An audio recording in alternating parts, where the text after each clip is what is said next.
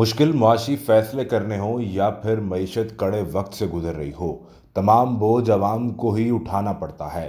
ये बाबू शाही सरकार और हुक्मरानों के खर्चे कम क्यों नहीं किए जाते? 85 रुकनी काबीना हो, जज, जर्नैल और ब्यूरोक्रेट हों, इनकी मरात में कमी क्यों नहीं की जाती? अवाम की जानिब से मुसलसल यही सवाल पूछा जा रहा था और अब इसका शोर पाकिस्तान की सेनेट में भी सुनाई दे रहा है, जहां पर जजेस, जर्नैलों और कानून साजों की मरात ख़त्म करने का मुतालबा सामने आ गया है।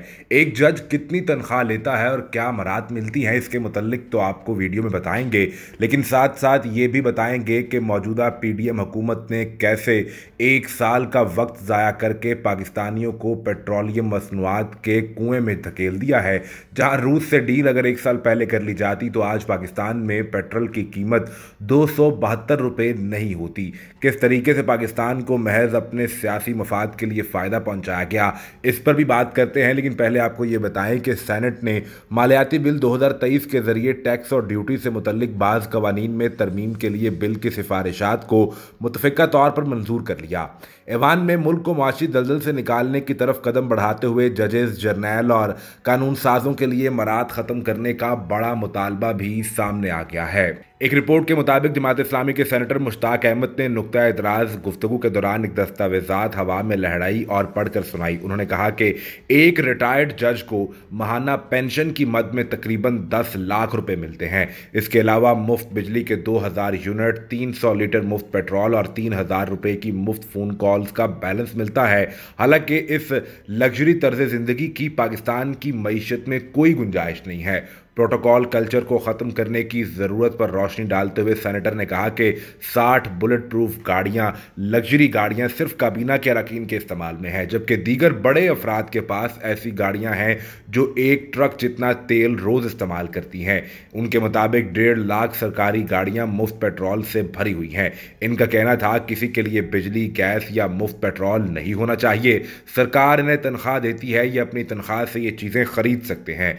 सेनेटर ने बजट को गरीबों के लिए डेथ वारंट करार देते हुए कहा कि आप गरीबों पर बोझ डालते हैं, कुछ बोझ तो अशराफिया पर भी डालिए। मौजूदा 87 रुकनी वफाकी काबीना को दुनिया की सबसे बड़ी काबीना भी करार दिया जा रहा है और इसके हुजूम में खातर खा कमी का मुतालबा भी किया गया। दावा किया गया कि यह बिल मुकामी तौर पर तैयार नहीं किया गया, बल्कि इसे IMF हेडक्वार्टर से इंपोर्ट करके पाकिस्तान के अवाम के ऊपर थोप दिया गया है। एक तरफ तो पाकिस्तानी अवाम को मईशत के ये कड़े फैसले और बोझ सहने पड़ रहे हैं, तो दूसरी जानिब इनकी मरात ख़त्म नहीं होती। जिनको मुफ्त पेट्रोल बांटा जा रहा है, इन लोगों ने पाकिस्तान को रूस से सस्ता तेल हासिल करने और गैस हासिल करने की डील में एक साल की देरी कर दी। गुज़िश्ता बरस फरवरी 2022 में जब रूस ने यूक्रेन पर हमला किया और इसके बाद आलमी मार्केट में अमेरिका ने रूस पर पाबंदियां लगाना शुरू की, तो उस वक्त रूस ये चाहता था कि उसकी डील किसी मुल्क के साथ हो जो उससे सस्ता तेल और गैस खरीद ले। पाकिस्तान की उस वक्त की हुकूमत यानी इमरान खान की हुकूमत ये कोशिश भी कर रही थी और बज़ाहिर बातचीत का आगाज़ भी हो गया था, लेकिन पीडीएम हुकूमत ने इक़्तिदार में आते ही सबसे पहले इसका तमस्खुर उड़ाया और कहा कि ऐसी कोई बात नहीं हो रही थी। उस वक्त रूस आलमी मार्केट की मंडियों की निस्बत कम कीमत पर भी तेल और गैस देने को तैयार था, लेकिन अब रूस के पाकिस्तान में मौजूद सफ़ीर ने इंटरव्यू देते हुए वाज़े किया है कि अब कोई कैप नहीं लगाया जाएगा।